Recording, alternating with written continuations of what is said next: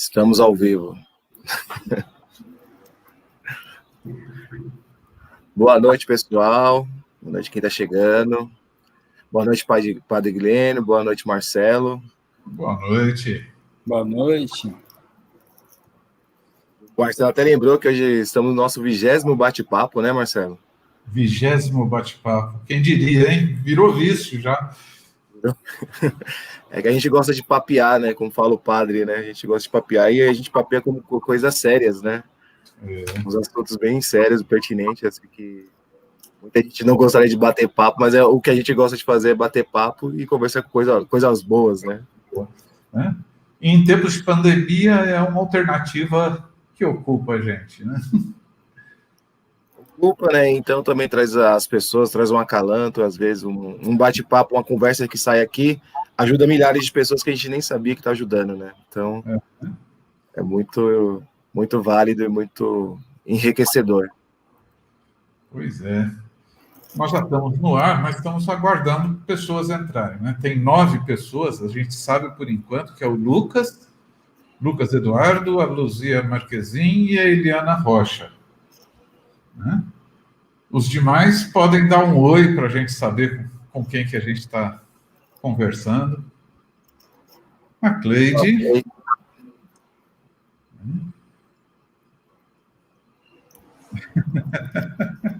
Ô, Eliana, bate-papo presencial. Nossa Senhora. Quanto tempo, hein? Fabiana.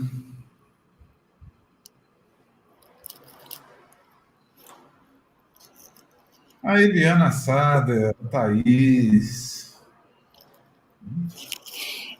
Oi, Eliana. O povo elogiou o seu bate-papo, que foi junto que a gente fez com a Dolores. Né?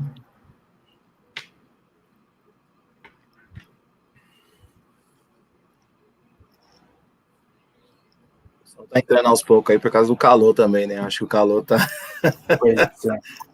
A vontade que dá de uma árvore onde venta.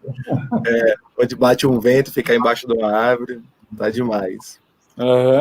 Tá muito quente.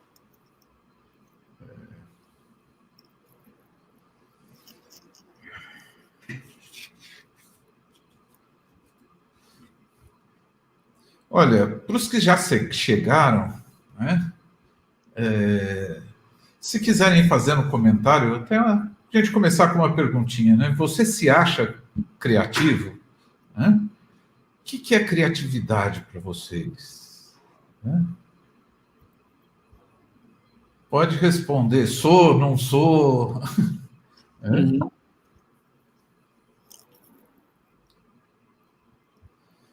Padre Glênio, você se acha criativo? Acho. Acha?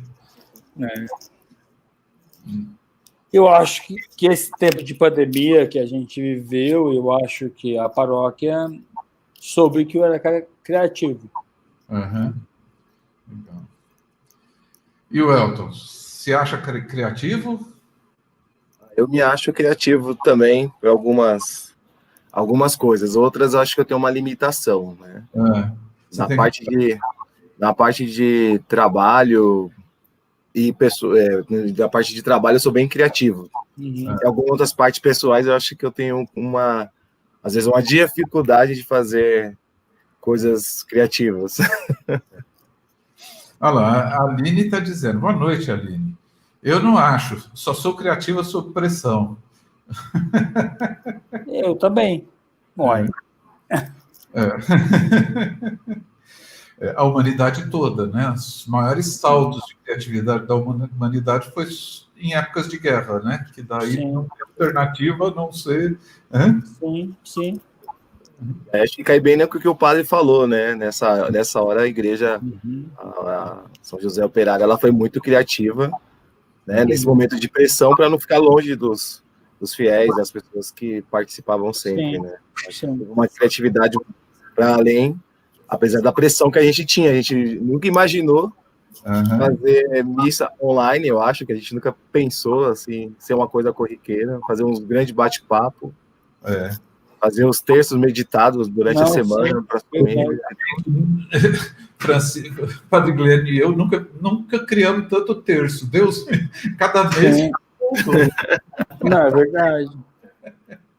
Olha, o Gilberto dizendo que não se acha criativo. Você que trabalha com ele é criativo ou não? Eu acho que é problema de jornalista, gente, achar que ele é criativo.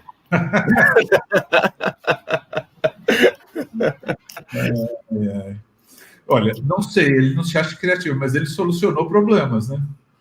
Sim. E é onde você vai falar, né? Onde nós vamos estar tentando conversar. Gente, de pensar em voltar nesse tema, o que remoeu de coisas na memória, nas lembranças, foi uma loucura, né? Nós já estamos aí com 17 pessoas, né? Sim. Acho que aguardamos um pouco mais ou... Não, pode continuar, pode falar. Olha lá, Eliana Rocha é criativa, mas em partes tem coisas que não me vejo a capacidade de criar. Né? Vamos lá. E tinha uma pessoa, Fabiana, acredito que seja a capacidade de ter diversas ideias em todos os âmbitos da vida. Né? Fabiana, isso é uma coisa que a gente vai estar conversando bastante. Ter ideia é uma coisa. A gente tem 1 bilhão todos os dias. Ser criativo é colocar a ideia em prática. Né? Tem 2 coisas muito diferentes. Uma é a ideação e a outra é a criatividade que implica na solução de problemas. Porque ter ideia, a gente tem 1 bilhão de ideias, a gente queria fazer 1 bilhão de coisas, mas são coisas que passam e a gente não transforma intenção em decisão. Né? Mas ter ideia é fundamental, mas precisa muito trabalho depois. A vida não virar uma rotina, analisar o que faço, estudar novas experiências, etc. Mas tenho muito a crescer. Pois é. Cadê o padre? Caiu aqui, mas daqui a pouco ele está voltando. A Antônia Greco colocou aí, pelo menos tento, faço o possível para a minha vida não virar rotina. Analisar o que faço e estudar novas experiências, etc. Mas tenho muito a crescer. Sem dúvida. Todos temos, né? E... Saí sem querer. Sofrer com a rotina é algo que a gente pode sofrer menos, porque rotina também faz parte da vida, né? E cria possibilidade de criatividade. Já me lembrei de mais um caso, olha só. Gente, vai ser uma reunião de cotação de caso. Vamos nós. Claro. Oi? Claro. Mas vamos lá. Né? Estamos aqui perguntando, acho que está meio empatado. Metade se acha criativo, metade não se acha tanto. Né? Eu acho que talvez valha a pena a gente começar pensando na questão da infância, né? Da criança. Né? E talvez contar aí uma experiência inicial que abre o tema para a gente. Toda criança é profundamente criativa. Né? Se a gente olhar uma criança, não tem tédio. Uma folha de papel, ela amassa, ela dobra, e não tem aquilo, ela brinca com as outras coisas, transforma alguma coisa num carrinho, e ela acredita e brinca, né? Se a gente for ver, toda criança é profundamente criativa, né? Pega a capacidade da fantasia que elas têm, do entrar nas histórias, do criar história, uma coisa deliciosa é ver criança inventando as histórias, né? E, como eu estava dizendo agora há pouco, né, pegar esse tema mexe comigo, porque eu trabalhei esse tema quando eu estava fazendo uma formação nos anos 80. E daí virou o meu primeiro livro, né, esse aqui, ó, que foi publicado em 1992. Olha, né? Muita gente não tinha nem nascido aí que está assistindo. Né? E na época, um dos trabalhos que eu fiz estava sendo feita uma pesquisa nível mundial, e eu fiz aqui no Brasil uma parte da pesquisa. Né? A gente ia nas escolas e conversava com as crianças sobre temas inusitados da questão do ser diferente, do ser criativo, etc. A gente usava 2 redações, né? Uma das redações que a gente pedia para as crianças fazerem era o macaco que voava, né? E a outra era o leão que não rugia. Eu vou pegar o macaco, porque é só para ilustrar, né? Se a criança não sabia escrever, a gente pedia para eles contarem as histórias, e a gente anotava, né? Depois, maiores, a gente dava o tema e eles faziam, né? E era muito interessante que você pedia para uma criança contar a história do macaco que voava, né? E o macaco era herói, ele ajudava todo mundo, fazia estripulias, né? Nossa, era uma coisa... O personagem real existia, a criança sonhava, a criança acreditava, ela imaginava. Uhum. Quando ia chegando por volta da escolarização, da alfabetização, quando a criança começa a conviver com regras, isso está certo, isso está errado, etc. O que acontecia? O macaco não tinha asa, ele ganhava asa. Então, assim, alguém dava asa para ele, né? Uhum. Ou a borboleta, ou o anjo, ou a fada, ou o passarinho. Uhum. 8, 9 anos, o macaco roubava a asa. Por volta de 9, 10 anos, ele começava a sofrer punições. Ele era expulso do bando, ele era preso, ele era isolado. Uhum. E entre 12 e 14 anos, você pedia para escrever a história do macaco que voava. E a criança vira e fala assim: o que é isso? O macaco não voa.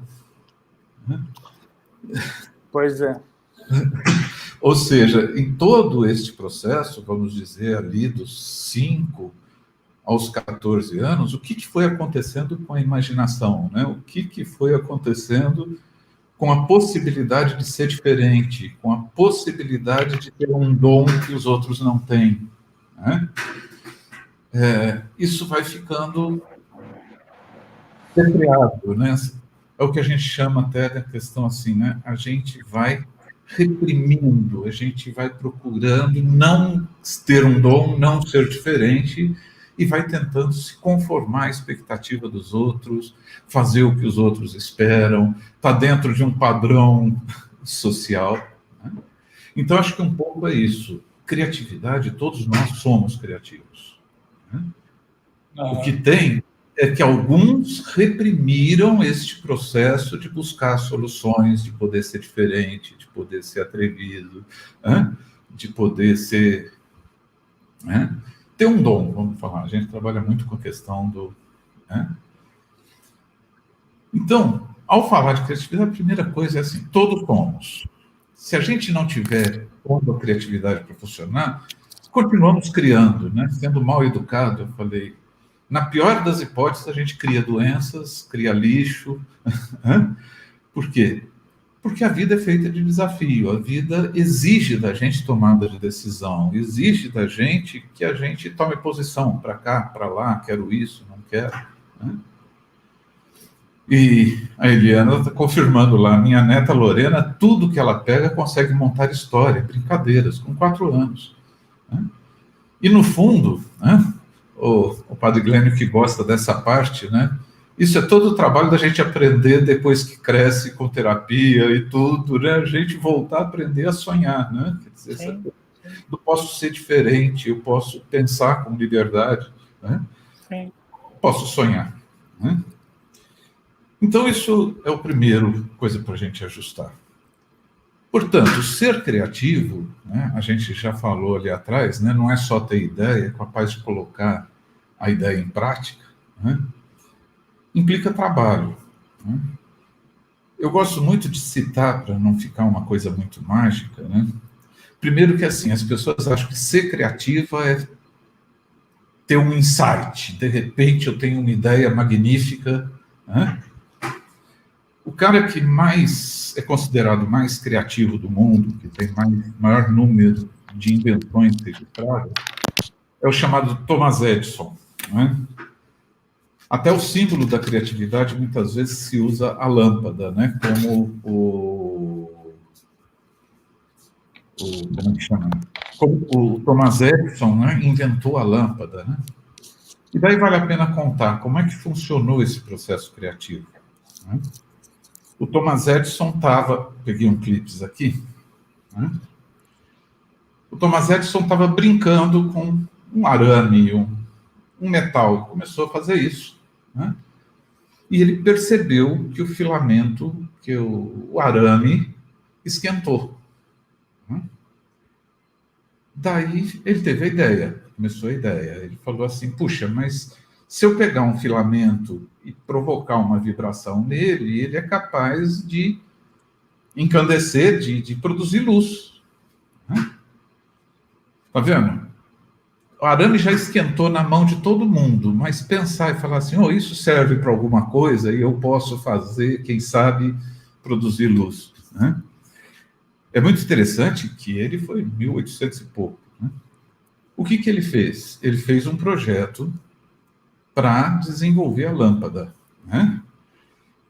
Moral da história, ele teve financiamento, montou equipe, e o princípio era simples. Se eu passar corrente elétrica por um filamento e ele vibrar bastante, ele vai encandecer e isso é luz, né? Vai ficar...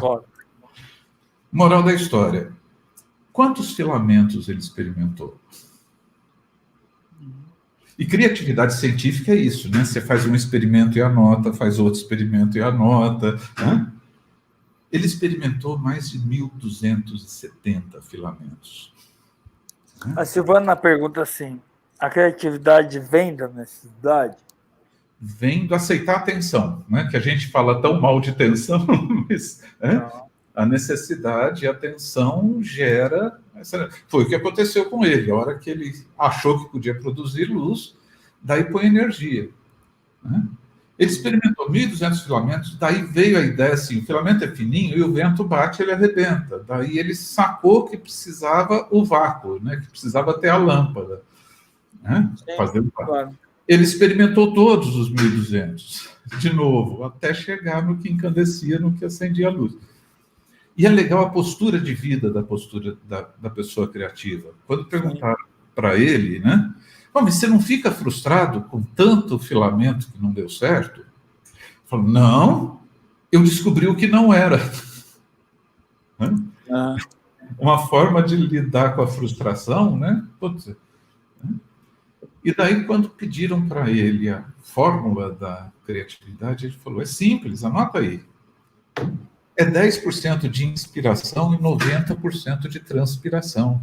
Se você quer solucionar problema, a inspiração é fácil, mas você se dedicar, você transpirar em cima daquilo. Que eu vejo que é uma coisa que hoje em dia as pessoas acabam não fazendo tanto, né? Claro.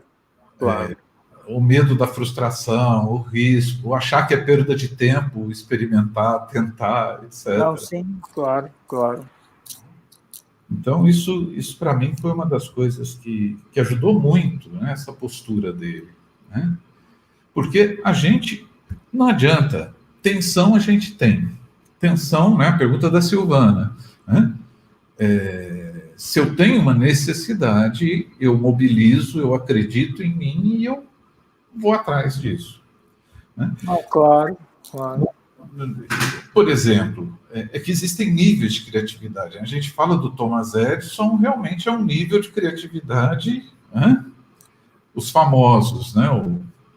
O próprio Einstein, né? Que é outro que ficou famoso, né? E ele falava, escuta, não queira ter resultado diferente fazendo do mesmo jeito. Você tem que ser capaz de experimentar outros jeitos, tem que ser capaz de aceitar os desafios e encarar as suas tensões.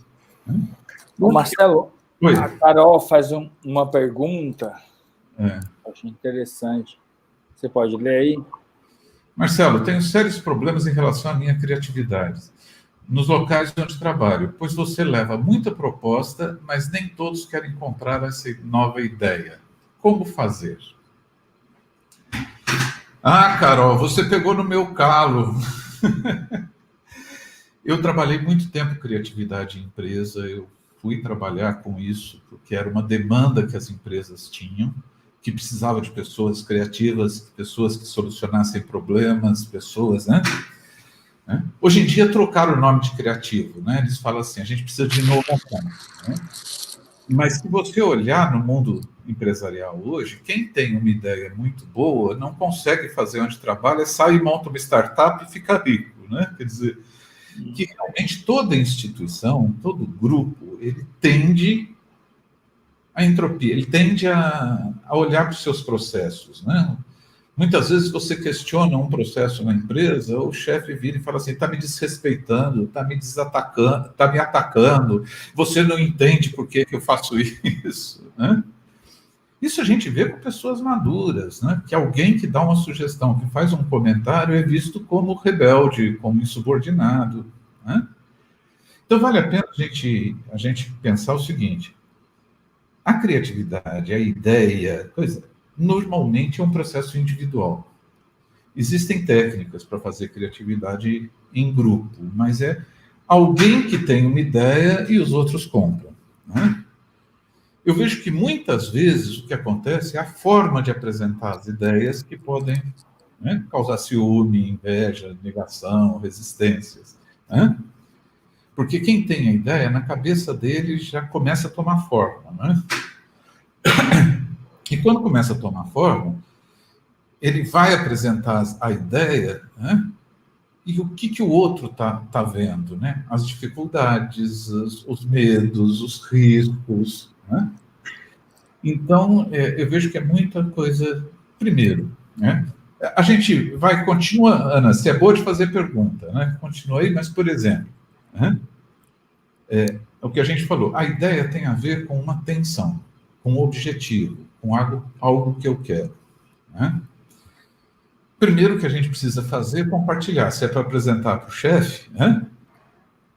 A gente começar apresentando a parte, ó, visando isso, com esse objetivo, eu vi isso, acontece isso, com essas variáveis, barará, barará, eu pensei nesta solução. Né? Ou seja, ensina o outro a pensar, conduz o pensamento, porque às vezes a gente chega com a ideia e o outro não entende baseado em quê, da onde que isso veio, para que isso serve. Né? Então, eu acho que tem a coisa de vender a ideia também. Né? Marcelo, o Clóvis está perguntando aqui. Marcelo, criatividade tem uma relação com o abstrato necessariamente? Não. Muitas vezes é uma coisa muito prática que às vezes até assusta. Né?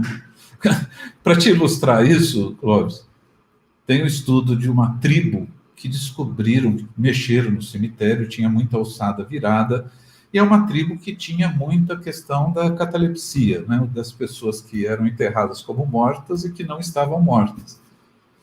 E isso deu um desespero, e começou na tribo a questão de o que a gente faz para se for enterrado vivo. Né?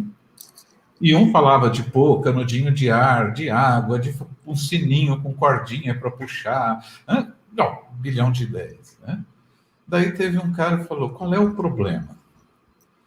É acordar vivo ou é garantir que esteja morto? Né? Terrível, uma fala muito terrível. Mas na hora da criatividade, muitas vezes tem isso. Espera aí. Nós estamos procurando solução para se o cara enterrado estiver vivo. Quem sabe o nosso problema é como garantir que a pessoa esteja morta. Né? Para não acordar lá de baixo, que deve ser um horror. Né? E isso o Einstein ajudou a gente a compreender, e na criatividade é muito forte isso. O Einstein dizia, um problema bem definido está metade resolvido. E que é uma pergunta que a gente tem muitas vezes para se fazer, assim, qual é o problema? O que você quer solucionar? Porque nós brasileiros, muitas vezes, nós misturamos muita coisa, quer dizer, a gente tem fatos e a gente tem problema. Problema é o que tem solução. Fato é fato. Eu não vou querer mexer no fato. Né? Que eu brinco, né? Brasileiro costuma dizer, choveu só porque eu lavei meu carro. Né? se põe no centro do mundo, acha uma injustiça do universo que a chuva foi pessoal. Ele não pode decidir não chover. Não está na competência dele. Não adianta ele se formular um problema de dizer assim, como eu faço para não chover? A questão é, como ir se estiver chovendo? Aí eu posso decidir. Como garantir que o carro esteja limpo mesmo depois da chuva? Então, eu posso pensar em soluções. Se eu formulo o problema é como não chover, eu não vou desenvolver solução nunca. Eu acho legal isso, né? Tem coisa que é fato. Pega a questão familiar. Estou sem dinheiro. Isso é um problema ou é um fato? É um fato problemático. Eu não estou gostando muito desse fato. Eu tenho que aprender a trabalhar com a questão de, assim, qual é o meu problema? Quem sabe é como viver com menos dinheiro, como aumentar a minha renda, como, né? Porque também ficar achando que o meu problema é a falta de dinheiro, isso não é um problema, isso é um fato, faz parte da realidade. É o que a gente trabalha muito, né, quando a gente está trabalhando nos projetos de atendimento, é que as pessoas consigam até fazer essa separação. O que é da sua cabeça, o que é o problema e qual é a realidade. Né? Porque se eu acho que a solução do meu problema está em mudar a realidade de fora, né? Problema conjugal, eu acho que a solução é mudar o comportamento da minha esposa, do meu marido. Né? Eu acho que a solução do meu problema é se meu filho fizesse isso ou se meu filho fizesse aquilo. Eu estou formulando problemas que a única possibilidade vai ser frustração. Não sei se eu fui claro. Aliás, eu quero dizer que tem aqui presente algumas pessoas, a Maria Tereza, por exemplo, que é professora do livro de criatividade do Bion. Por favor, né, me mande comentários, né, porque o Bion é um dos psicanalistas reconhecidos, bastante reconhecidos, né, que ele, inclusive, ele diz, né, que a criatividade é o conceito central, né, relaciona-se com o sucesso do desenvolvimento emocional, né, que a experiência criativa é, em síntese, uma experiência da continuidade, quer dizer, e ele defende muito isso, a importância da criança brincar, da criança poder sacar princípios, consequências, imaginação, né? Isto vai fazer parte da estrutura da personalidade do adulto. Acho que o padre Glênio estava, uma vez que a própria Miriam, a gente fez uma palestra sobre brincar, né? E alguns pais que estavam presentes e que disseram, eu não sei brincar. Eu vou brincar de quê? Você lembra disso? Lembro. A Carol pergunta aí, o Elton. Pergunta da Carol. Tem a da Adriana aqui de cima, que ela está perguntando. Marcelo, ser dona de casa já é ser criativa? Já é ser criativa, ser dona de casa? Adriana, na minha tese surgiu essa pergunta, né? E eu respondi para a banca. Falei, uma mãe de família que no final do dia, ganhando salário mínimo, faz a comida, inventa variação, ajeita a casa, inventa brincadeira, é criativo ou não é? Viver com um salário mínimo, alimentar a família, eu acho uma grande criatividade. O fato é que, às vezes, as pessoas não se realizam com... aquilo que a gente estava falando, né? Curte que você fez essa comida, né? Fica feliz de ter conseguido isso. Né? A coisa mais difícil, eu acho, a criatividade cotidiana, né? É um dom, uma dona de casa que alimenta seus filhos, e você vai e olha aquele prato de comida com aqueles, muitas vezes com poucos recursos, mas... né? Criativo, inventivo, sedutor. Né? Eu vejo muitas vezes o cuidado com a própria decoração da casa ou com o próprio artesanato que consegue fazer. Né? Eu acho que assim, que a exigência é muito cotidiana. A casa exige muito e repete, né? Não tem folga, mas é criativo, sim. Né? Não sei, Padre Glênio, você concorda? Foi minha no áudio pro padre. Oi? Concordo, sim, claro. Eu acho que as pessoas elas se diminuem muito, né? Assim, eu acho que extremamente criativo. Uhum. Ué, a estrutura da missa está definida para você, e você pode ser criativo? Ixi, sumiu a imagem. Posso, sim. Oi. Posso. Bom, tem uns padres aí que até dançam, fazem coisas, né? Mas assim, dentro da estrutura, respeitando os dogmas, você pode criar, fazer o que você acredita, vencer os desafios. Né? Claro. Tem outra pergunta aqui, Marcelo, da Ana Carolina Gonçalves. Marcelo, sinto que as crianças e adolescentes de hoje parecem um pouco limitadas em relação à criatividade ou interesse em algo. Você acha que pode ser as novas tecnologias? Tá. Você colocou. Eu acho que sim. Né? Para os pais, hoje está muito fácil ligar um filminho para ver se a criança fica quieta. Né? E no filminho, o desfecho já está ali, já está criado. Eu não sei. Eu acho que falta muito estímulo à criatividade, né? Por exemplo, isso é uma coisa, né? Que outro dia eu estava... Esses pais, quando a gente estava falando assim, não sei, não sabe brincar de boneca, brinca de escolinha, brinca de argila, brinca com massinha, não precisa, tem tantas coisas. A Maria Tereza, que está aqui, uma vez as minhas netas estavam em fase de desfraldar, né?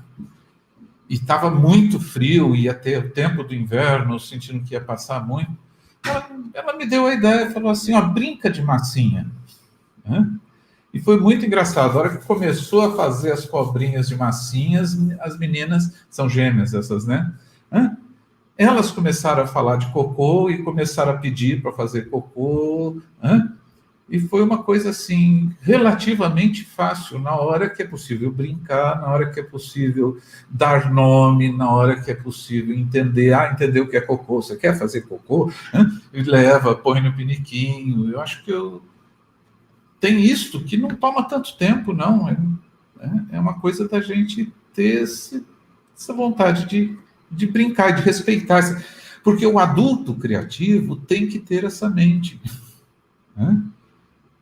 Um adulto criativo, quando está fazendo uma pesquisa, desenvolvendo um projeto, etc., tem esse lado da criança. Ele fica mais individualista, ele esquece dos outros, ele passa horas e horas naquilo que ele está desenvolvendo, que ele está fazendo. Né? Então... Estimular, né, Marcelo? Acho que a questão é o estímulo, né, do adulto criativo para a criança, né? Nesse momento de tanta tecnologia, tanta informação à mão, né, na verdade, a gente acaba deixando de estimular algumas outras potencialidades, né? E é uma coisa que eu acho interessante, que são essas pulsões, esses modelos de funcionamento da mente. Né? A mente tem busca do prazer, tem fuga do desgaste, mas tem um lado que é terrível, que é sádico, que é medroso, que é inseguro. Então, a gente tem esses funcionamentos mentais, né? A gente tem a busca do prazer, a gente tem a fuga do desgaste, a gente tem o medo da mudança, tudo lá dentro. O fato é que, se eu não sou treinado, eu vou sempre ver o lado negativo. Não vai dar certo, não vou gostar, ninguém vai aprovar. Vai de conta com a pergunta da Elaine aqui, que é, Marcelo, como estimular o potencial criativo, né? O que você está dizendo aí. Primeiro potencial criativo é o seguinte, é a capacidade de viver com ambiguidade, com indecisão. Todo mundo, o grande erro de pessoas para serem criativas é que eles querem uma solução a princípio, no começo. Ou seja, o ideal é que você tenha muitas ideias, que você possa escolher entre as ideias, que você possa juntar ideias, que você possa modificar. As pessoas acham que criatividade, a ideia já vem prontinha, fechadinha, elaborada. Contar mais um caso para ilustrar isso, que eu acho que marca muito, né? O cara que descreveu técnicas de criatividade chama-se Alex Osborne, que criou uma técnica que se chama brainstorming, que é justamente para falar assim, a gente precisa ter muitas ideias e não ficar numa só, né? E ele usa a ideia que eu achei fantástica quando ele explica no livro dele, que diz assim, a criatividade é como procurar uma pérola, uma coisa perfeita, bonita. Então, eu vou contar o que é a pérola, né? A pérola é um grão de areia que entrou dentro da ostra. E isso dói muito. Quem já comeu ostra, imagina aquela coisa toda molenga, um grão de areia lá machucando, né? Que seria o incômodo, o desafio, a tensão que falou. O que a ostra faz? Ela produz, a pérola é o pus da ostra, ela faz a secreção e vai formando aquela bolinha branca, sem ponta, que não machuca, para evitar a dor, o incômodo. E o Osborne conta como é que funciona um pescador de ostra, de pérola, né? Vocês já devem ter visto em filme. Normalmente ele está numa canoinha, só de sunga, uma sacola nas costas e uma faca na boca, né? Ele mergulha e o que ele faz? Ele coleta um monte de ostra e vai jogando a sacolinha na respiração dele. E a respiração dos caçadores, normalmente, o que é? 1 minuto e meio, 2 minutos. Então, a cada mergulho, colhe um monte de ostra. Sobe, joga as ostras na canoa. Mergulha de novo. Depois que ele colheu um monte de ostra, ele vai abrir ostra por ostra para ver se tem pérola dentro. Se ele tentasse abrir a ostra no fundo do mar, ele abriria uma, acabaria o fôlego e não ia achar pérola nenhuma. Então, eu gosto muito da analogia do pescador de ostra, que é isso. Toma fôlego, busca ideia, gera ideia. Não queira ter certeza logo de cara. A certeza normalmente atrapalha muito o processo criativo. A gente tem que ser capaz de se perder, de coletar a ostra e contar. Daí investigar onde tem pérola, onde não tem. Você ia falar alguma coisa, Fábio? Tá com o microfone fechado.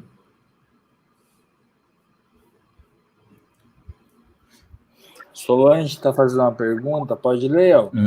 Solange, cadê a Solange?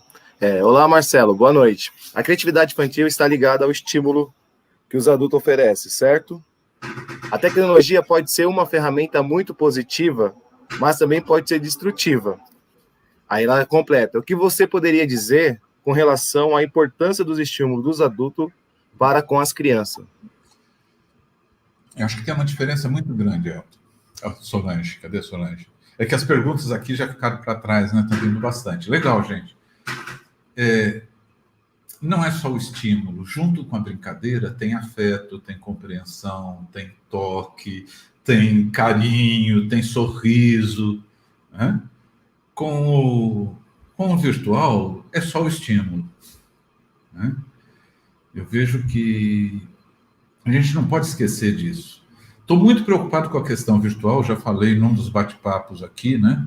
É que nem amamentar uma criança. Você está dando leite, mas você está dando olhar, acolhimento, carinho, compreensão. E quando eu vejo uma mãe que está dando peito para o filho e respondendo o WhatsApp, ela está dando só o leite, né? Então, eu vejo que fala assim, os eletrônicos podem ajudar, nada contra, né? Mas não prescinde o brincar dos pais, o solucionar problema.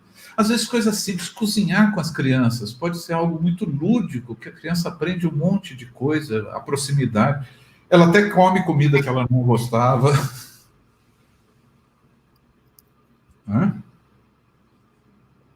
Não sei, respondia?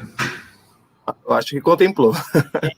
Aí tem a do Clóvis aqui também, né? Na minha infância, nós normalmente tínhamos amigo imaginário. Hoje não vejo falar muito sobre isso. O que você acha, Marcelo? Olha, é normal a criança... Eu acho que ainda tem. Eu acho que pais às vezes não percebem, né? A Maria Tereza atende, a Silvana atende criança, né? Podem até dar. Ainda existem duas coisas que eu acho muito legais: os amigos imaginários, né? E os objetos transicionais que as crianças têm, né? De repente, eles têm uma toalhinha que é o grande companheiro dele, que para dormir tem que ter aquela toalhinha, ou aquele bichinho, né? Que normalmente eles dão nome, etc. Né? Que bom que a criança consegue fazer isso, mas isso significa, quer dizer, na verdade, ele está procurando um substituto da confiança materna. Se a mãe não está, com aquele paninho ele dorme. Né? E é justamente o que a gente está falando. Para a criatividade, pega a criança chegando na pré-adolescência, os pais não suportam a quantidade de porquê. A criança pergunta por quê, porque ainda tem essa curiosidade, ela quer entender, ela quer pensar. Né? E normalmente você vê os pais, não aguento mais tanto porquê. Né? Verdade.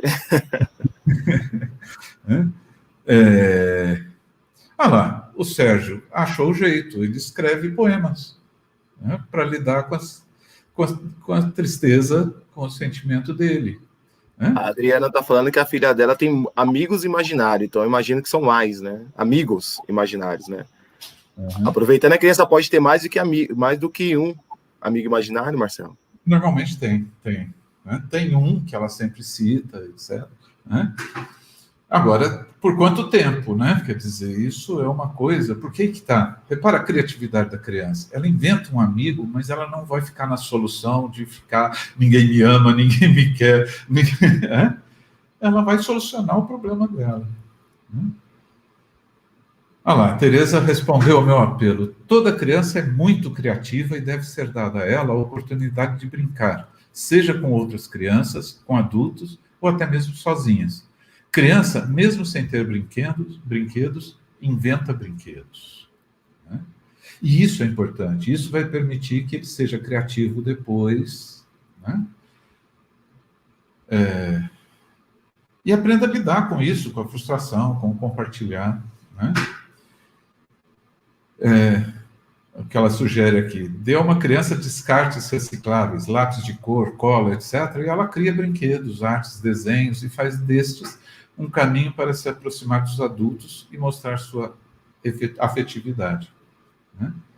É sempre um objeto de afeto. Eu acho que a gente, por exemplo, né, a pergunta que a Carol fez lá atrás, né, a dificuldade de apresentar e de que as ideias sejam aceitas dentro da empresa. Né? É a frustração, porque se você levou a sua ideia, você acredita nela, o outro não quis nem ouvir. Né? Eu vou mais um caso. Uma vez numa fábrica, trabalhei numa fábrica que fabricava fios para confecção, tecelagem. Era um fio e fazia o cone, né? Aqueles cones enormes. E tinham 6 máquinas chamadas conicadeiras, a máquina que fazia o cone, né? Que ia enrolando o fio. E eu estava trabalhando, definindo as coisas, etc. E eu passando por ele, e eu vi ele brincando com um fio em cima da máquina. Né? E eu falei, nossa, por que você faz isso? O cara ficou todo sem graça, não queria falar. Eu falei, não, conta, porque eu nunca vi ninguém fazendo isso. O que acontece? Aliás, vou contar a função dele, que coisa linda que era. Como fazia cone, às vezes dava atrito e o fio arrebentava. Então, a máquina tinha uma célula que via o fio arrebentado, travava, ele pegava o fio lá de cima, pegava o fio lá de baixo, dava um nozinho e ligava a máquina de novo. Olha que tarefa. Dar nozinho na linha que arrebentou. Eu sei que conversando com ele, ele não queria contar muito. Daí ele falou, não, é que um dia eu voltei do almoço com palito. E eu fiquei brincando com o fio. E daí eu vi que o fio não arrebentava. E cabia mais linha no cone. Aí eu fiquei todo entusiasmado. Falei, nossa, que legal, você contou para alguém? Ele virou para mim e falou assim, ô louco, se eu contar, eu vou ser mandado embora. Ou seja, o problema que os engenheiros não solucionaram, o operador solucionou, mas olha a visão de mundo que ele tinha. O papel dele era dar nozinhos. Se ele achasse um jeito do fio não arrebentar, ele não era mais necessário. Então, uma ideia, uma solução industrial fantástica não tinha sido compartilhado, porque ele achava que ia ser punido se ele desse a ideia. Né? E assim, bilhões de vezes eu vi isso. Né? Pessoas que tinham soluções para problemas, tinham uma visão crítica, tinham solução, né? E tinham medo de colocar essa ideia porque tinham quase essa certeza que a Carol falou de que não ia ser compreendido, que não ia ser entendido. Triste, né? É bem triste, né? Eu acho que perde espaço, né, para muito mais coisas criativas que poderia estar existindo no mundo, né? Uhum. Sim. É o que a gente falou, quantas soluções que foram implantadas na guerra, o que estão fazendo com a Covid agora? Como a criatividade não está solta, como as pessoas não estão inventando coisas? Porque tem a limitação, não pode sair, não pode fazer. Né? Vamos nós. Vamos brincar um pouco? Né? Eu quero brincar... Faz outra pergunta ali. Faz duas perguntas em uma.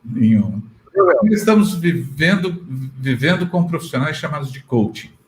Sempre fico com o pé atrás da orelha, pois acredito que esse profissional só lhe dá uma chacoalhada naquilo que estava preso. Mas tem embaixo a pergunta. Não é melhor eu ir a um profissional que estimula e cuida disso? Olha, Carol, você está muito cruel comigo hoje, viu? Eu trabalhava com empresas e as pessoas insistiam muito que eu fosse coaching. Né? E eu decidi sair de empresa e assumir só a psicanálise justamente pelo que você está colocando. Muitas vezes, um coaching numa empresa, ele está olhando para o seu papel. Está querendo te ajudar a se adaptar às competências que a empresa espera. Né? E muitas vezes isso não é da sua natureza, é um talento que você não tem, não gosta, não quer. Né? E muitas vezes as empresas pedem coisas muito conflitantes, por exemplo. Né? Pedem que você tenha iniciativa e criatividade e que você trabalhe em equipe. Pedem que você seja empreendedor, mas que você seja... como é que chama? Seja colaborador. Então, a gente pede, muitas vezes, coisas conflitantes na empresa. Alguém que está sendo empreendedor, ele não quer ser preso, ele quer puxar, ele quer desobedecer, ele quer inovar, ele quer criar. Né? E precisa desta... A empresa precisa de empreendedores e pessoas que trabalham em grupo. Precisa de inovadores, mas precisa de quem mantenha a rotina. E, às vezes, eles pedem as mesmas competências para todo mundo. Né? Eu vejo que isso, muitas vezes, pega a quantidade de estresse que se tem dentro de empresa, né, por causa dessas coisas. Né? E acho que, se é para se conhecer coisa, é por decisão individual. Não pode ser o patrão que decide, vai lá fazer terapia. Né? Acho que isso é a pessoa que tem que decidir. Né? Tem algumas considerações aqui. Olha, a Solange... Pode ler, Elton? Posso ler? Na atualidade, as crianças já não interagem com outras crianças como antigamente.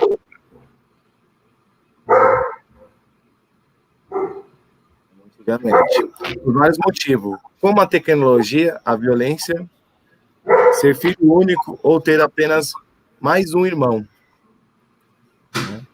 E tem a Fabiana aqui embaixo que ela colocou um negócio interessante, que eu acho que é bacana.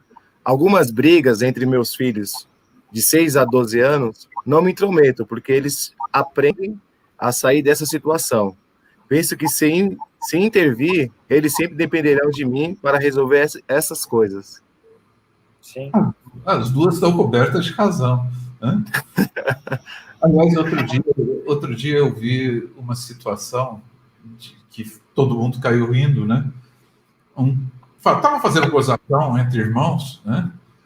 E um deles virou e falou, ô mãe, não é? Daí o pai virou e falou, aprende a se defender. Mas tudo marmanjo, tudo gente adulta. Para que chamar sua mãe?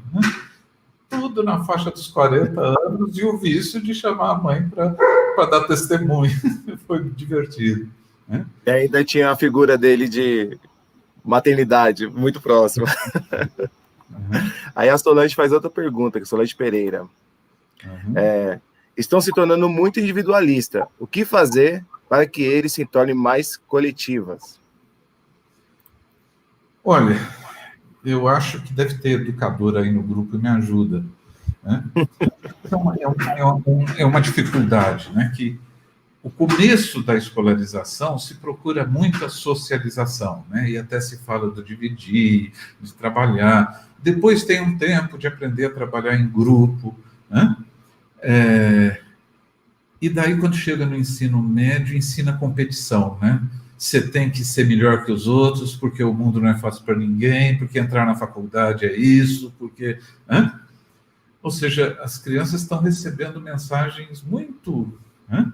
Uma hora socializar é importantíssimo, outra hora trabalhar em grupo é o trabalho, né? Produção em grupo, e depois tem que ser individual, né?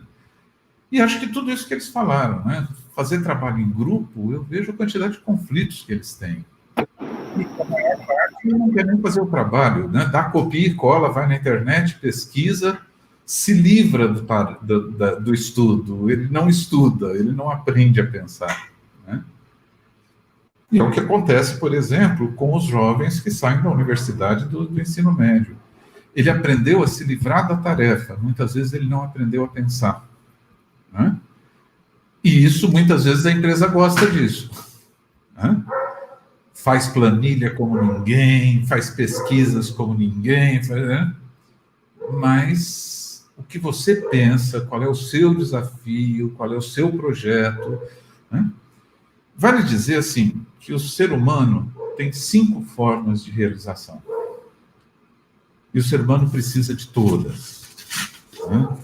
Eu costumo dizer, o ser humano precisa de criatividade, afetividade, sexualidade, espiritualidade e transcendência. Tá? E não é que a gente precisa de uma delas, não. Como ser humano, nós precisamos de tudo. Eu quero criatividade, eu quero sexualidade, eu quero afetividade, eu quero superar desafios, eu quero entender o sentido da vida e buscar a minha espiritualidade. Né? Lógico que a gente precisa se dedicar a isso, né? Porque se eu estou me dedicando só às coisas mais concretas, né? Mas isso faz falta. Né? Qual é a minha marca? Qual é o meu sentido? Isso... Né? E é o que a gente falou, não precisa ser coisa grandiosa, não. Tem mais uma pergunta aqui, Marcelo. A Eliana Aparecida. Oi, Marcelo. Minha neta tem um QI fora do normal, com 3 anos. Fala inglês, sabe todas as cores, os números, conversa sozinha, faz seu teatro, adora que a gente conte história. Isso pode dar continuidade ou não? Por que não? Por que não? É uma pessoa que está sabendo se expressar, está sabendo pensar, só precisa ver um pouco isso na socialização dela, né? Quer dizer, se ela está fazendo isso só com adultos, mas seria legal ela fazer isso com crianças também, né? É o macaquinho que tem asa. Como é que a gente faz para não cortar essas asas? Como é que pode ser diferente, ter talento, etc.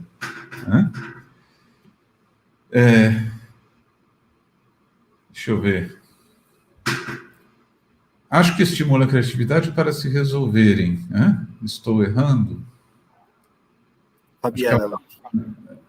Sim, acho que eles estão falando ela está falando da questão das empresas estimularem. Eu parei de trabalhar muito com criatividade por isso, porque eu percebi que as pessoas queriam solução de problemas, mas não suportavam viver com pessoas criativas. Como se criatividade fosse um botão que você liga e desliga, né? Eu vejo que vida criativa, postura criativa é uma coisa para a vida. Não é aquela que você liga quando o patrão quer e desliga quando não pode e volta a ser um robozinho. Eu acho que as empresas e os grupos precisam aprender a conviver com pessoas que têm essa liberdade. Eu vejo, né? Pega só vocês da Pascom e o Padre Glênio, né? Com tanto de coisa que vocês inventaram, né? A comunidade pode ter ficado feliz, mas que tem gente que deve ter, estão querendo aparecer, estão inventando moda, que vai vir crítica pelo trabalho que vocês fizeram. Vamos brincar um pouco? Não, a Ana faz tem mais uma pergunta aqui da Ana. Ela falou assim, Marcelo, a criatividade e a neurose caminham juntas? Explica o que é neurose, explica o que é psicose, explica o que é perversidade, Marcelo. Ah, meu Deus do céu. Eu preciso. Ou eu explico. Então explica, deixa eu beber água, vai lá. Explica. Tá bom. Neurose, psicose e perversidade faz parte da vida humana. A neurose é uma coisa, é o normal. Todo mundo é neurótico, né? A psicose é a loucura, que a gente chama de doido, né? Infelizmente. A perversidade é o cara que é maldoso, né? A pessoa maldosa, que não tem culpa. Né? Sim. Então, ou seja, neurose é o normal, psicose é o cara que é maluco, e a perversidade é o cara que não tem culpa.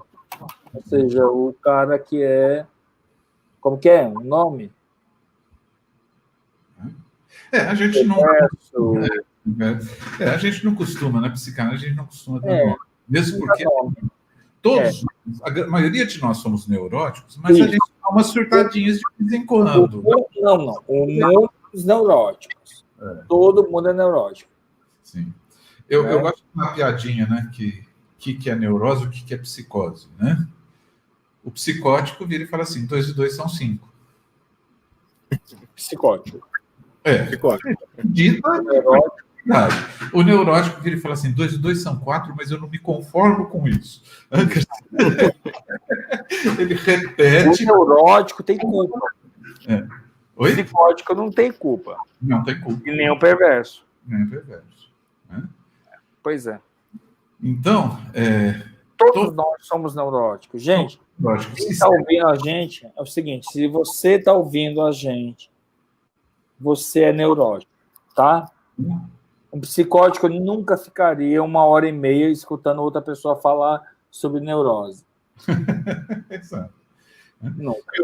Todos nós somos neuroses, e ser criativo é questionar, ser capaz de romper as próprias verdades, as próprias neuroses. A criatividade ajuda muito a gente virar e falar, a vida inteira eu fiz desse jeito, e eu posso fazer diferente, pode dar certo. Eu não me esqueço uma vez num programa desses de culinária de televisão, a mulher estava ensinando a fazer uma carne, acho que era um lagarto, sei lá. E ela, na receita, ela virou e falou assim, bom, agora você corta essa ponta. E a apresentadora falou assim, mas por que corta essa ponta? E a menina que estava ensinando a receita falou, não sei, eu aprendi assim. E daí ela foi perguntar para a mãe dela, por que cortava a ponta. E a mãe respondeu, é porque a nossa panela era pequena. A questão, assim, para a menina que aprendeu a receita, ela congelou, né? Tem que cortar a ponta. Não foi capaz de ver que na panela grande podia deixar o lagarto maior. Então, isso é o neurótico. A gente vai repetindo sem perguntar por quê, né? Sem questionar. Somos todos neuróticos. Somos. Ainda bem. Sim. Ainda bem que a maioria é neurótica, não é psicótica. A psicose é maluquice. E a perversidade é maldade. Então, ou seja, nós somos neuróticos. Que bom. Né? Temos que... Se não fôssemos neuróticos, a gente não estaria aqui conversando, tá? Tá todo mundo conversando aqui, todo mundo culpado. puxa, eu sou assim, meu Deus. E agora? Como que eu vou ser? Meu Deus. Então, essa culpa chama neurose. Exato. Né? Não, O Elton, por exemplo, tá com esse cabelo lindo. Aí tá todo mundo assim, por que o Elton tá com esse cabelo? Meu Deus do céu. O Marcelo tá de barba, o padre cortou o cabelo. Neurose. Tô leve, falei. É isso, é neurose. Neurose é a normalidade. Neurose não é loucura. Não. Aliás, então eu sou doida. Não, você não é doida, você é neurótica, Andréia. Ok? Loucura. Loucura é psicose, é outra coisa, é em outro lugar. Loucura é achar que existe normal, que jeito. Não, e outra coisa, vai no manicômio, o pessoal do manicômio vai dizer que você é doida. Oi. Lá no manicômio é a psicose. Então a psicose é normal. Quem está fora da psicose é louco.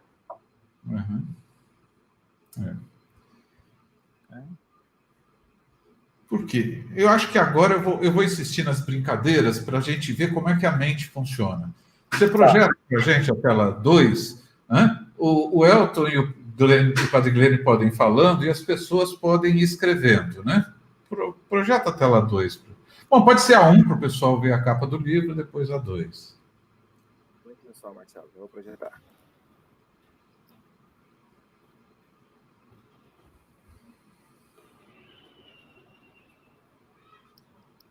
Deixa eu ver aqui se foi. Digitem aí o que você... Bom, essa é a capa do livro. Vai aparecer uma imagem agora, vocês digitem o que vocês estão vendo e mais ou menos quantos anos tem. Projeta e fala aí, Elton, o que você está vendo? Criativamente. Criativamente, eu estou vendo uma jovem. Uma jovem? Mais ou menos quantos anos? 19 anos. 19 não, 16 anos. 16 anos. Bonita? Bonita. É. E você, Padre Glênio, o que você está vendo? Uma jovem bonita. Marcelo, a Silvana está perguntando se uma pessoa neurótica tem criatividade? Precisa ter para não ficar muito rígida, né? Sim. Precisa ter, tem, todo mundo tem. Olha lá, a Ana Carolina falou que viu uma velha. De quantos anos, mais ou menos, Ana? A Solange viu uma de 15. Fabiana, jovem com 12 anos. Estou curioso por a resposta da Ana. 70 anos. Vocês estão vendo a mesma figura?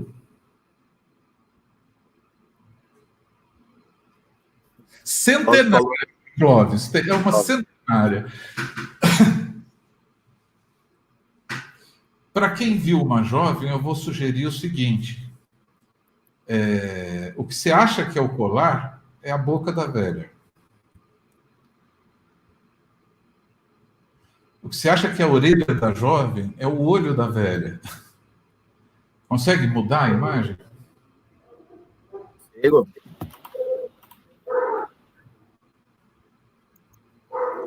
Não. Próximo. Antes. Não. Vocês conseguem mudar de jovem para velha, de velha para jovem?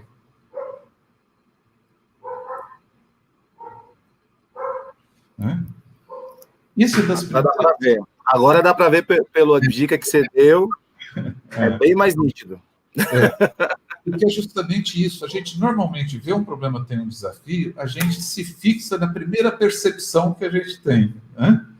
E se alguém do outro lado vira e fala assim, não, tem 70 anos, ou é centenária, você vira e fala assim, epa, como é que eu faço? Como é que eu ajusto a minha percepção?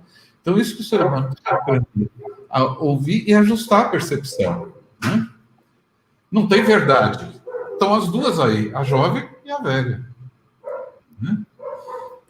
Vamos para a próxima, né? Que essa é mais conhecida. Marcelo, Oi. há um Undina, nossa colega do ITA, está participando. Manda um beijo para ela. Oi? A Undina. Eu vi. Está participando com a gente. Foto de álbum antigo. Ela viu a foto de um álbum antigo aqui. Exatamente. Que bom ter sua companhia, Undina. Obrigado. Um grande beijo, Undina, para você.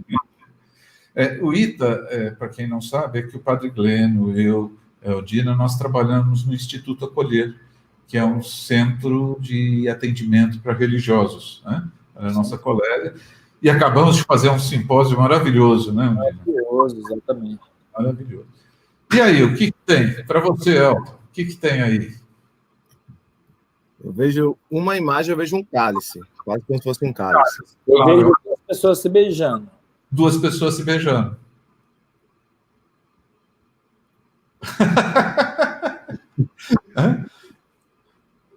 É isso que a gente faz. Muitas vezes a gente olha para uma coisa e a gente já dá nome, já congela. Isso elimina um pouco de tensão, mas não traz desafio. E na vida pode ter outro lado. Vamos lá, o próximo. O que tem aí? Eu vejo uma mulher e um velho. Um velho e uma mulher com um bebê no colo, embaixo da ponte. Sim. Tem gente que só vê um velho.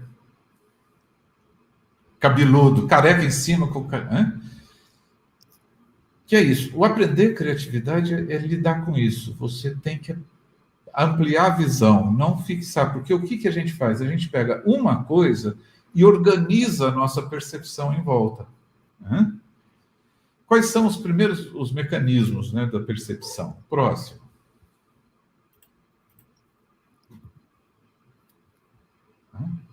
A gente não consegue ver 4 pontos, meio que a gente une os 4 pontos, né? O jeito da mente é querer provocar unidade. Eu vejo muito isso nos pais, né? Fica comparando o filho e querendo que os filhos sejam iguais. Ou seja, né?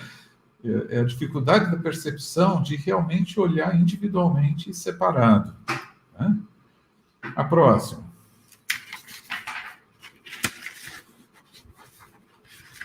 O que tem? Um círculo cortado, né?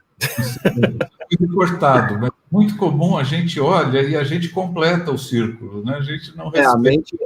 A mente automaticamente já completou. Já completou. Né? Vê a próxima. Olha a nossa capacidade de melhorar a percepção. O que é isso?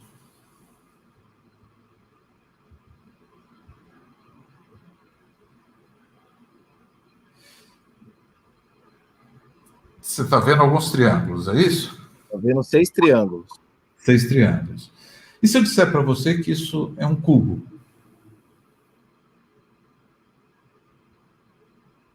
A gente é capaz de pegar essa imagem e dar profundidade. A gente puxa 3 para frente, empurra 3 e a gente consegue ver um cubo.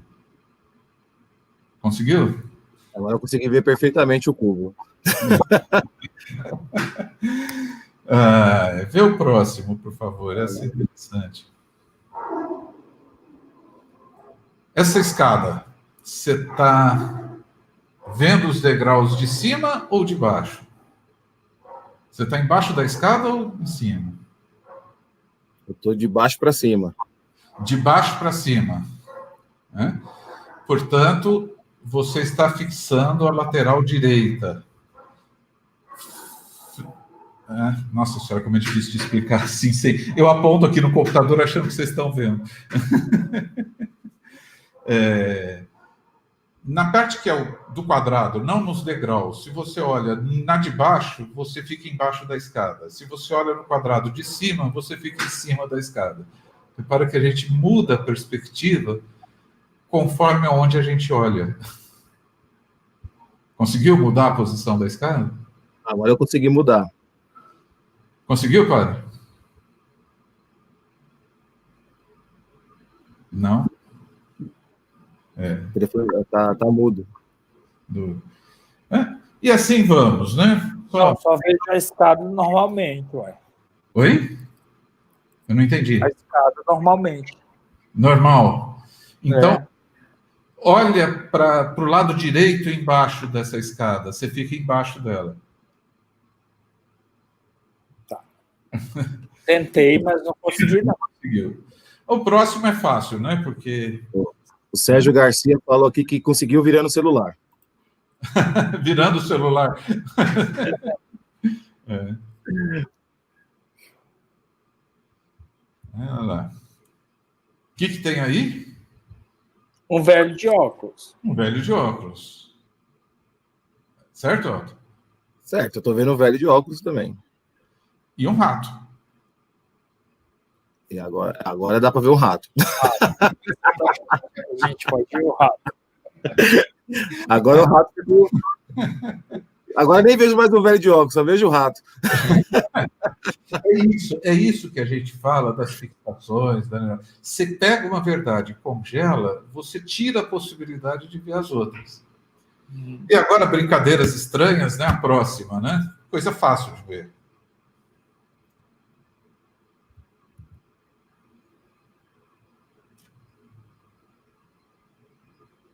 O que tem aí? Sei lá, uma caixa. É? Percorre a parte de cima da caixa.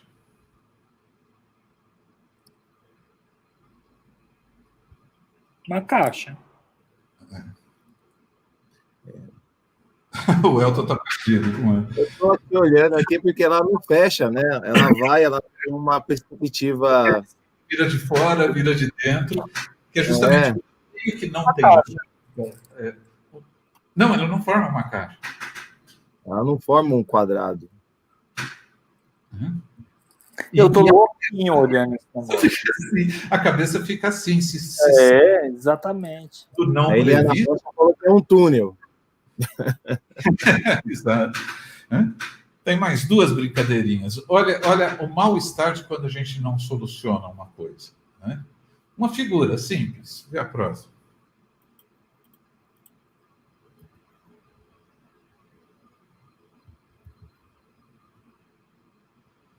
Começa como uma ferradura e vira um tridente, né? Aquela coisa que não fecha, não tem continuidade. Né?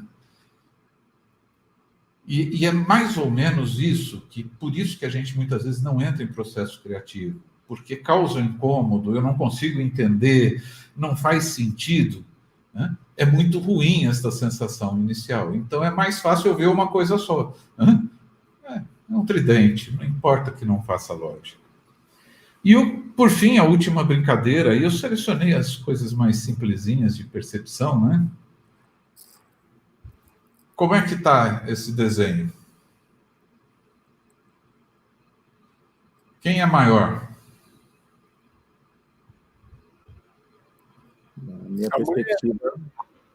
Na minha perspectiva, ninguém é mais... A mulher está mais distante, né? Nesse caso, né? Mas acho que é todos do mesmo tamanho. Exato, são todos absolutamente do mesmo tamanho. Sim, né?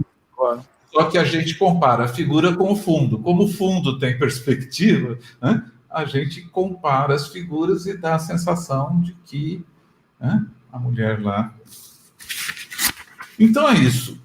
Para que eu trouxe isso? A gente fala de criatividade, mas antes de mais nada, a gente tem que perceber, tem que estar atento à percepção. É a pergunta do neurótico, né? Se eu estou acostumado a perceber sempre do mesmo jeito, eu vou chegar à conclusão e não vou montar desafios, eu não vou me permitir pensar. Né? É isto. Né? Então, percepção. E a gente sempre tem que trabalhar com as percepções todas. Né? Existe o que dizem, né? Mais visual, mais auditivo, mais...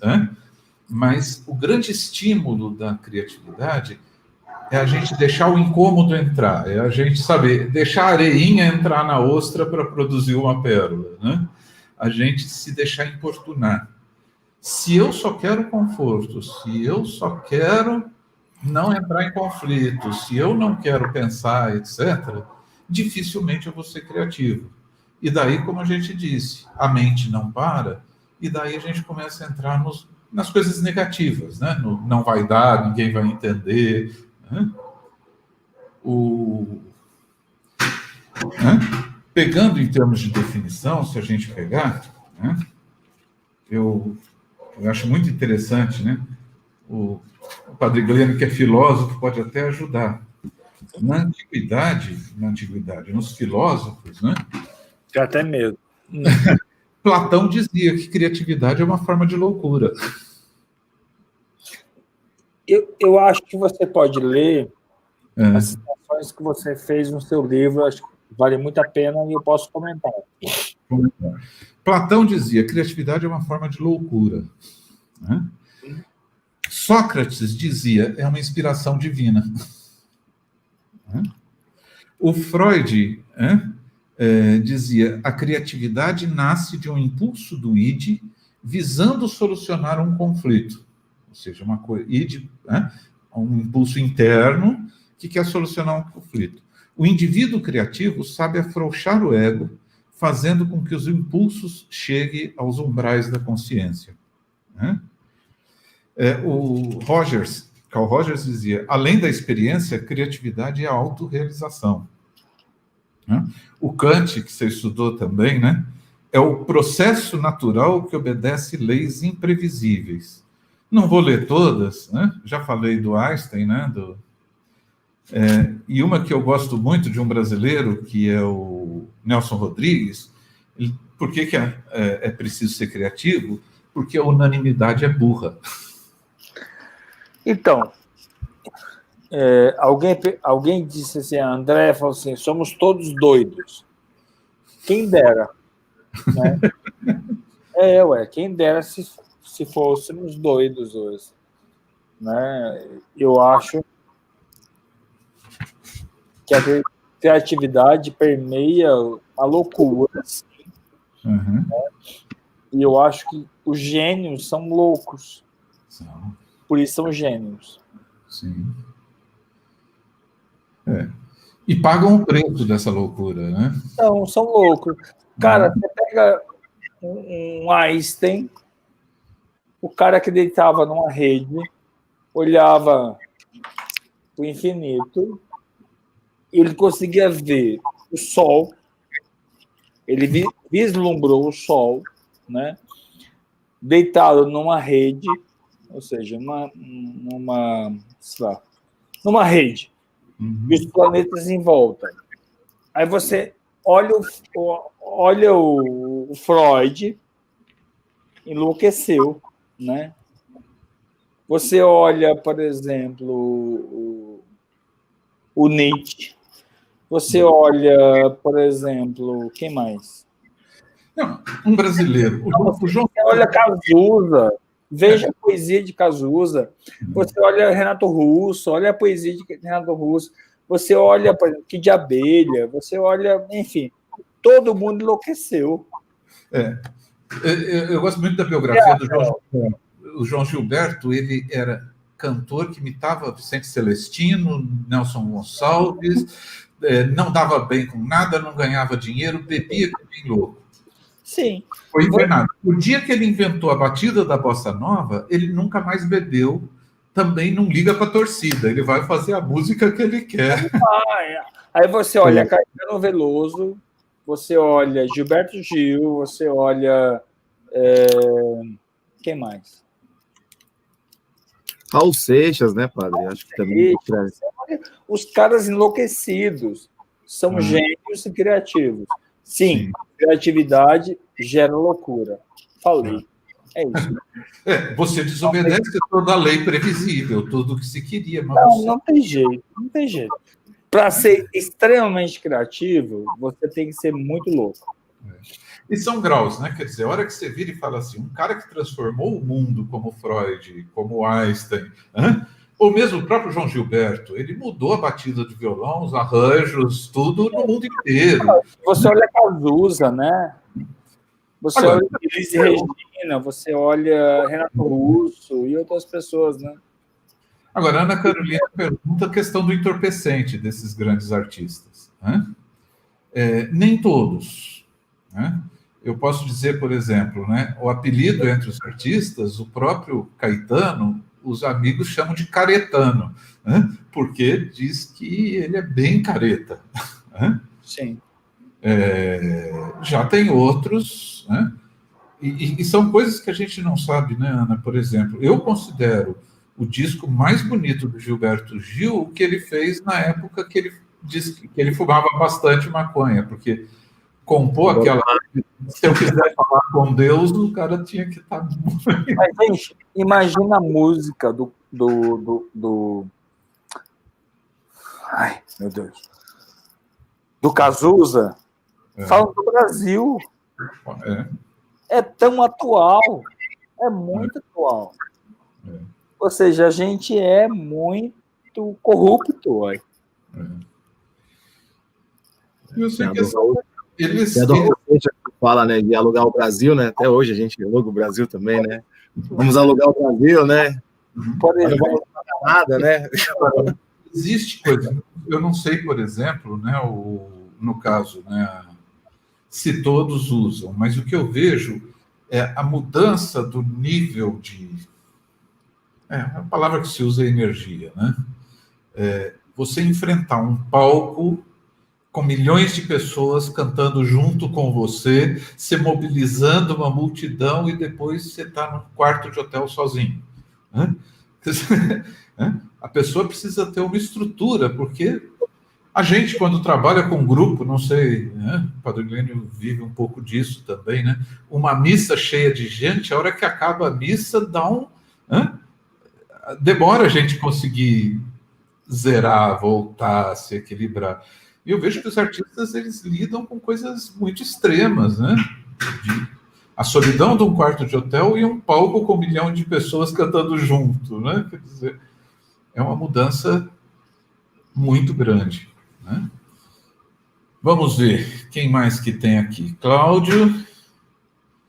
Boa noite, Ana. Maria Tereza. Viver criativamente é sinônimo de saúde. Veja no modo de arrumar a casa, fazer uma comida, um penteado, brincar com os filhos, passear com a família, ajudar o próximo, etc. Perfeito, Tereza. Isso é nisso. Ninguém está falando de criar estilo, de mudar o mundo. Se conseguir, ótimo, mas eu acho que a gente consegue mudar o nosso mundo, né? A gente consegue, né, educar. A Diana está fazendo uma pergunta aqui, ó. Marcelo, existem povos ou nações mais criativos do que os outros? Existem estudos sobre isso? Tá.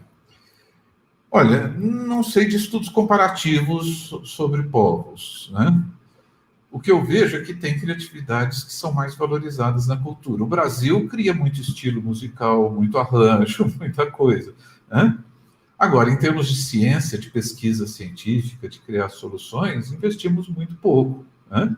Já você pega a Alemanha, tem um profundo investimento nisso, né? Agora, né, eu lembrei de alguma coisa e fugiu. Existem povos ou nações mais criativos que os outros, né? Eu vejo assim, tem épocas mais criativas que as outras, né? Hoje nós estamos vivendo a busca pela vacina, né? Então, investindo em pesquisa, né? E, muito provavelmente, isso que eu acho muito interessante, quando a humanidade é mobilizada, não sei se vocês lembram, já se vão uns 50 anos, por aí, credo. Pesquisa para isolar o vírus da AIDS, né? Investimento. Aí, bem científico. Eles isolaram em 3 lugares do mundo praticamente no mesmo dia. Né?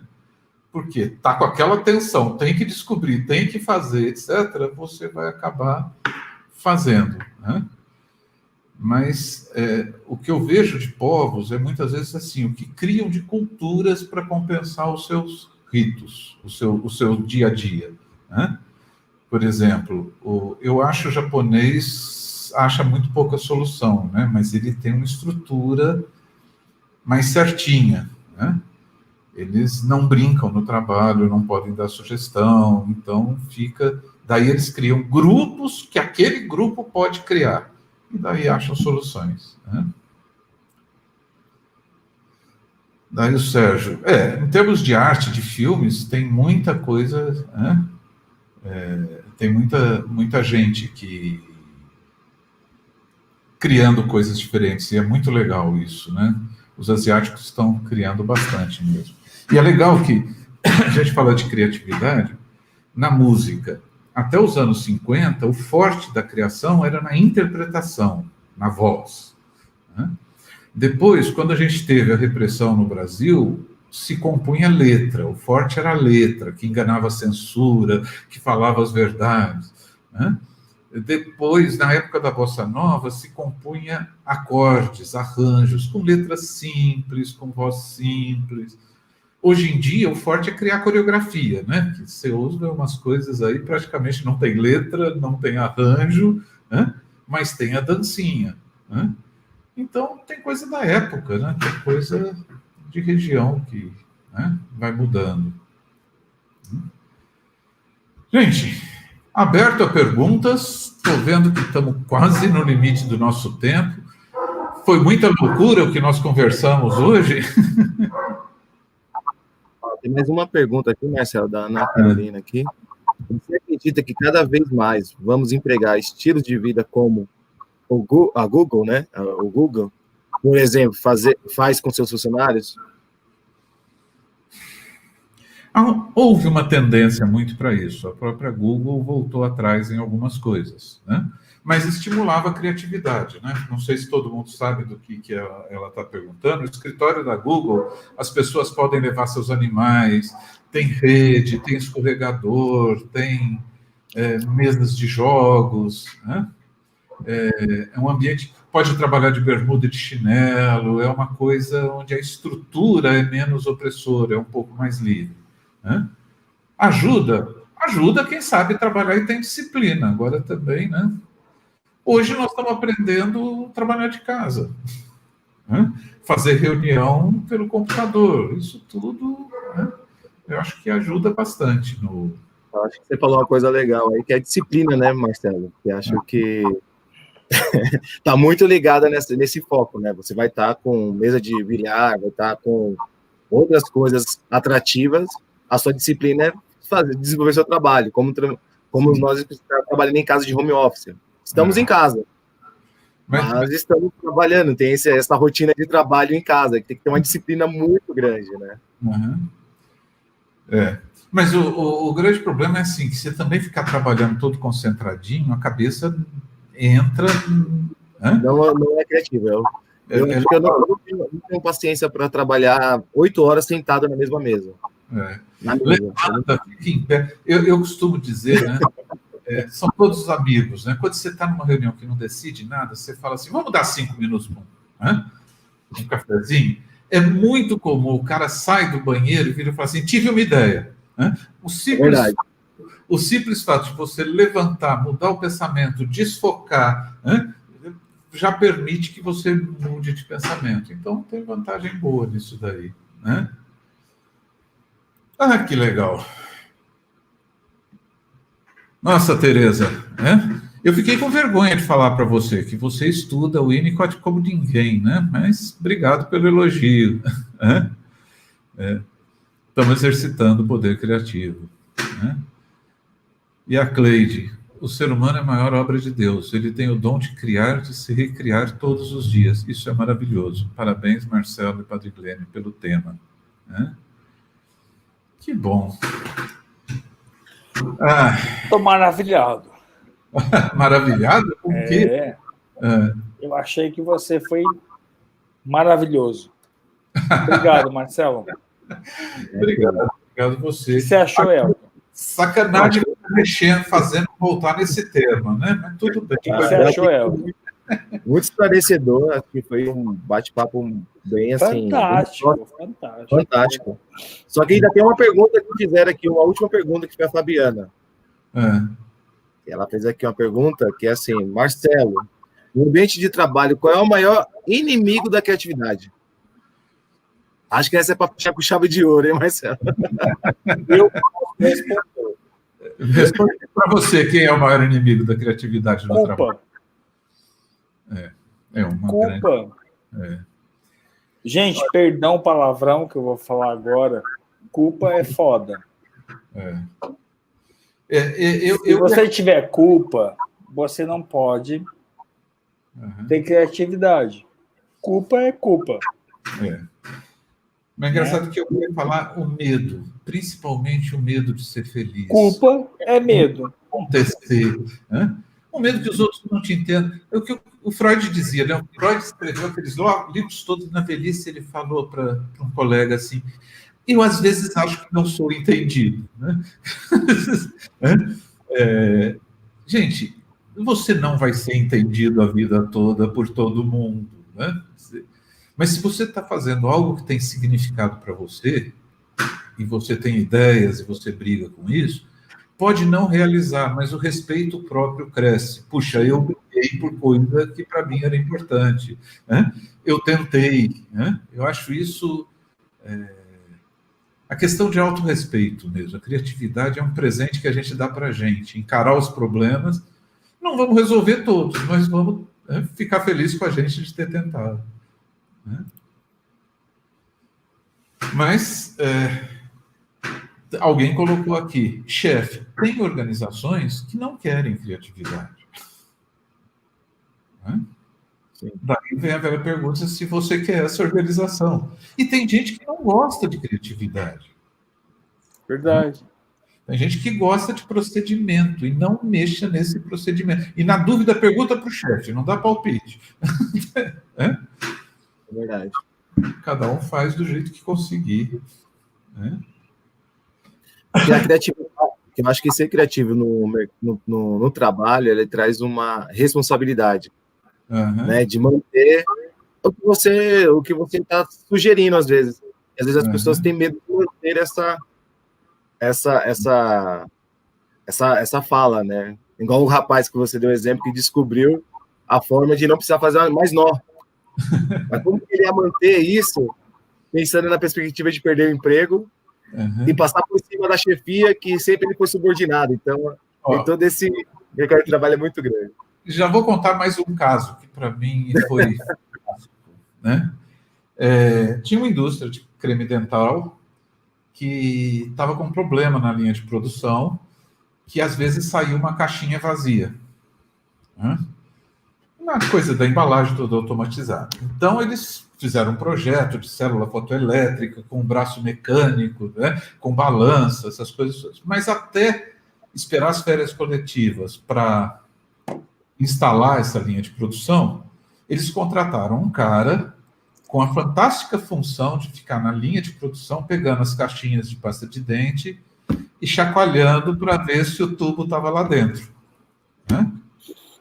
Moral da história, o chefe chegou e esse funcionário estava sentado, com o pé apoiado na linha de produção, com o ventilador ligado, lendo gibi.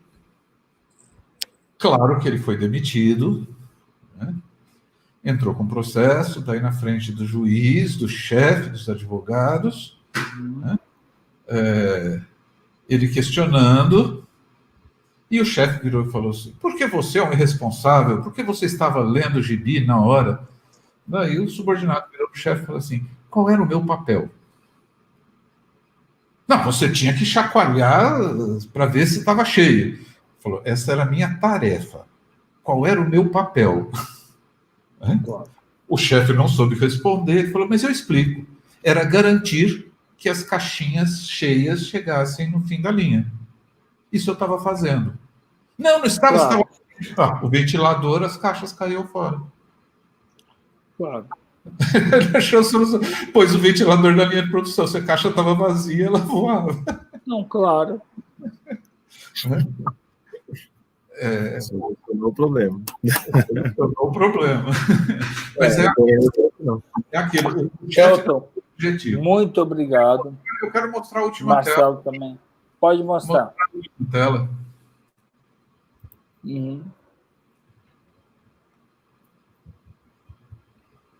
Mas deixa eu só produzir aqui.